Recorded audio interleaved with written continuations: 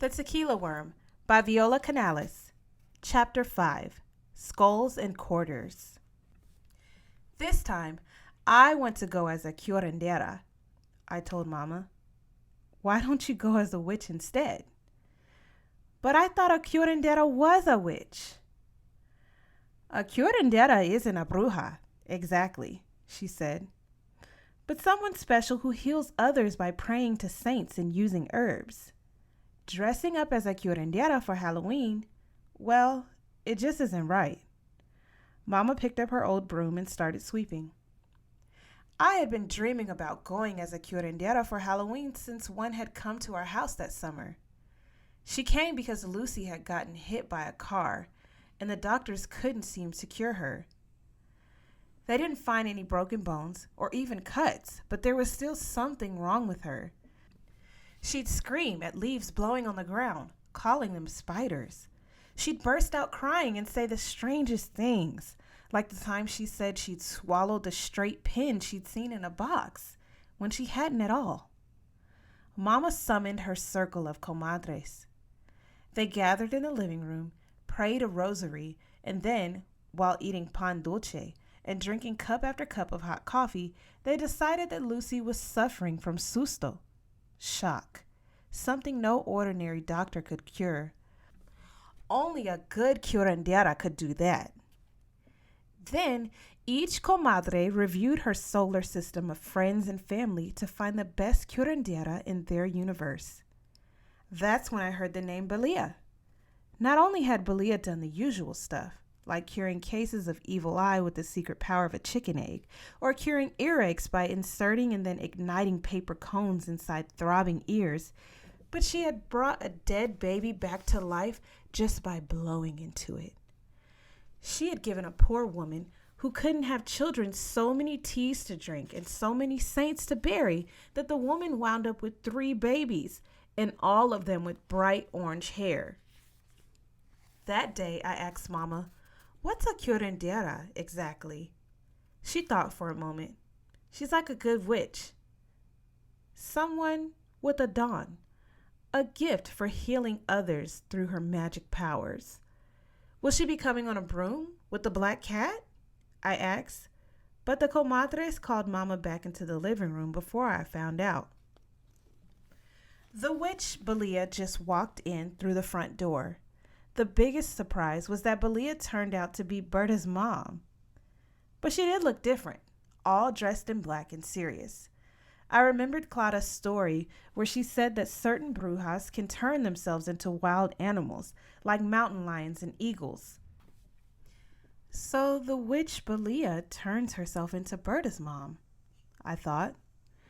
I hid behind a door and watched as Belia took a white sheet and draped it over Lucy, covering her from head to toe on her bed.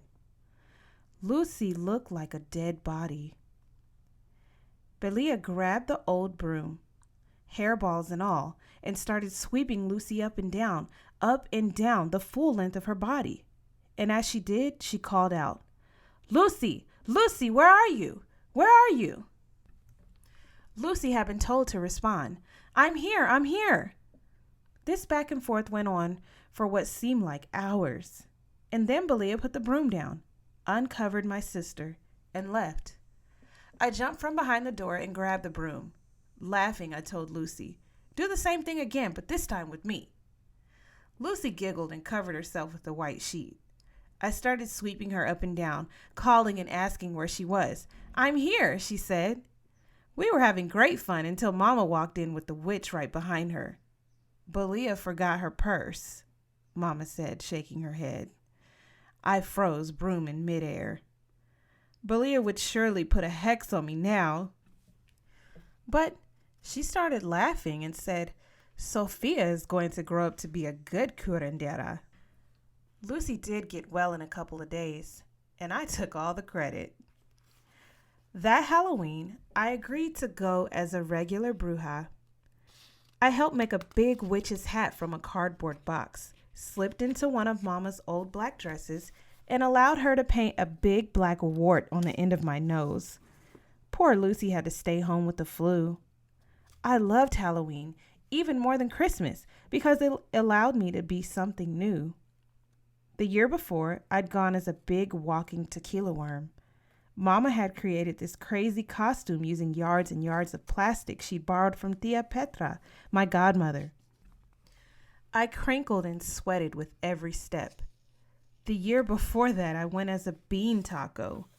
Mama made that even crazier costume from a brown jumper and beige blanket she'd bought for 75 cents at Johnson's Ropa Usada, the biggest secondhand clothing store anywhere.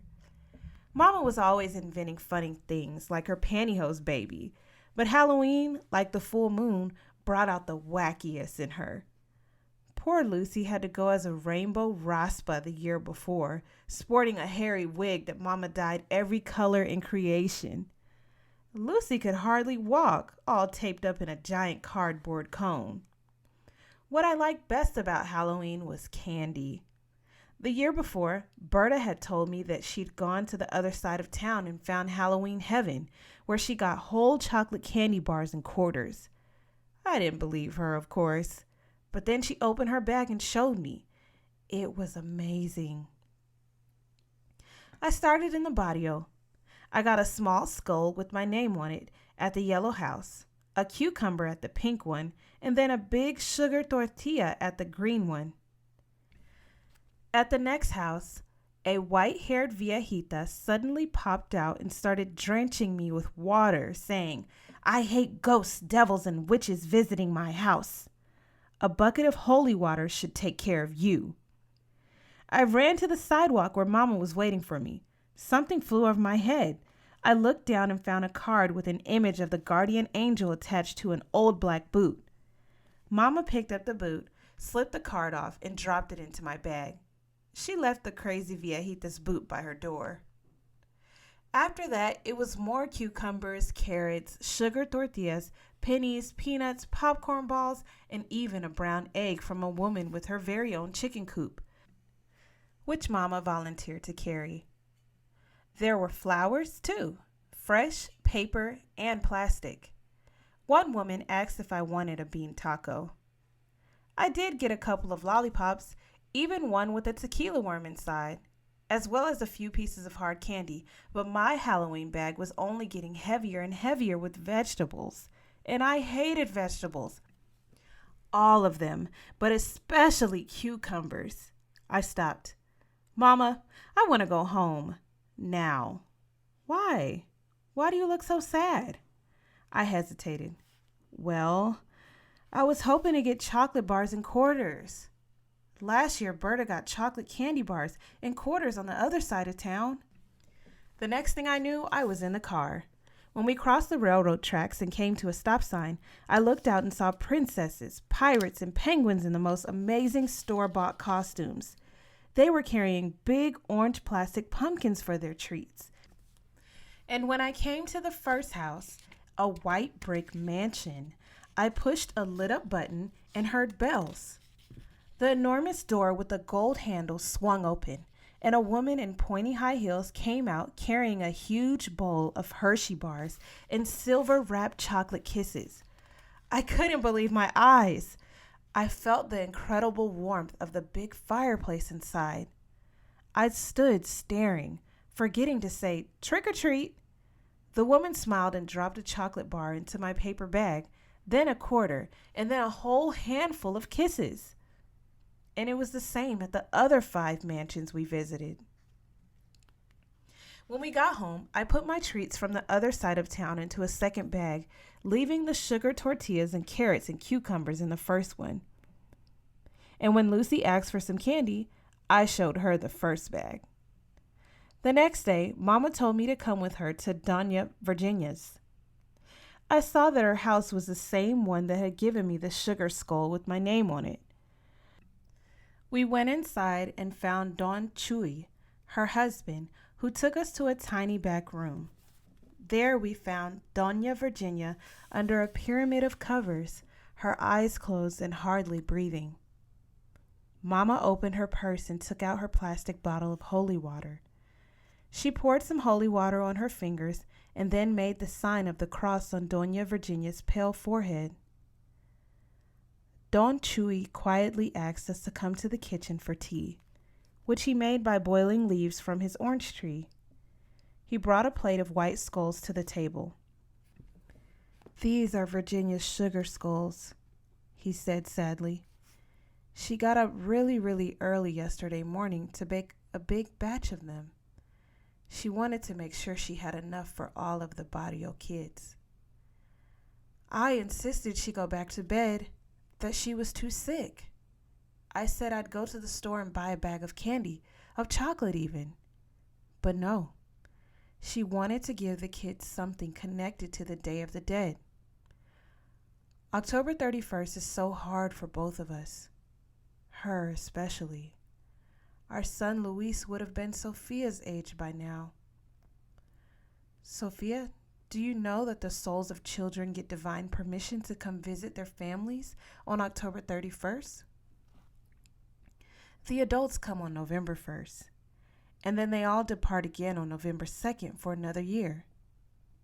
I shook my head.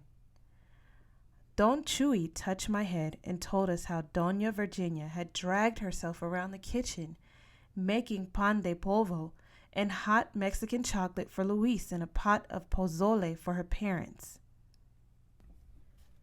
Don Chewy took us to their tiny living room and showed us a makeshift altar in the corner with 2 flickering votive candles, orange marigolds in a dime store vase, and small statues of the Virgin of Guadalupe and other saints. Don Chewy pointed to some black and white photos. "This is my son Luis. Those are Virginia's parents." He lifted the lid off a ceramic bowl. I smelled the chilies and pork in the pozole Doña Virginia had cooked for her parents. There was a cup of hot chocolate and a plate full of sparkling pan de polvo cookies for Luis, his favorite treat. I also noticed a red wooden top, a small stuffed bear, a bottle of tequila, and a cigar, as well as a glass of water, a cross made from lime peel, and a salt shaker on the altar. Walking home, I asked Mama about the altar and the things I had seen there. She said that Doña Virginia's son, Luis, and her parents were coming to visit for just one day. The lime cross was to direct them home, the salt to purify them, and the water for them to drink along their way. And once they got home, they would feast on their favorite foods and drinks. When we got home, I found Papa at the kitchen table reading Don Quixote. Lucy was fast asleep. "Ah, mija, show me your Halloween candy," he said, smiling. I went and got the bags from under my bed. "Why do you have 2 bags?" "One has the stuff I got around here. The other has the candy bars and quarters from the other side of town." The next thing I knew, I was back in the car, but this time with Papa. "I'm taking you to the cemetery to show you something magical about this side." The cemetery was strangely aglow with lit candles and sprinkled with orange marigolds. I felt fear, not magic. "Papa, I don't want to get out of the car." "Look," he said. In the cemetery, people were talking, dancing, and playing guitars and singing to the tunes and eating from plates piled high with tamales and other foods. Had some of these people come out of their graves? Maybe Doña Virginia's son, Luis, and her parents were now over at her house visiting. I thought about the sugar skull she'd made for me, the one with my name on it. Papa smiled at me and started the car. "I wish we lived on the other side of town," I said, looking out the window at the darkness. "Why, mija?" "Because they live in nice houses, and they're warm." "Ah, but there's warmth on this side too." "But it's really cold at home, and most of the houses around us are falling apart." "Yes, but we have our music, our foods, our traditions, and then the warm hearts of our families. Remember how the comadres all got together and found a way to cure Lucy, and with just an old broom? And it was something those rich doctors couldn't do." Sometimes I thought Papa was from another world, especially when he talked like this. "Don't worry, mija," he said as he stopped the car in front of the house. You'll see what I'm talking about as you get older.